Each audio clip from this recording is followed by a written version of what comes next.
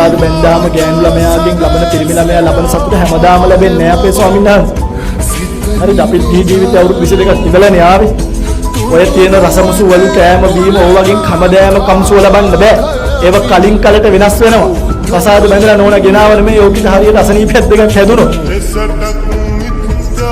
ඊට පස්සේ ඔක්කොම ඉවරයි. බැඳලා වගේ නෙමේ දඩස් කාලා පෝරුවේ පොල් ගහලා හම්බෙන දරුවා මන්ද බුද්ධික වුණොත් සදාකල් කරේ ගහගෙන ඉන්න වෙන්නේ.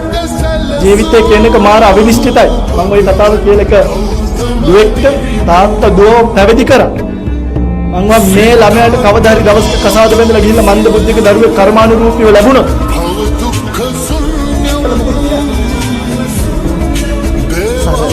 ආවකාලික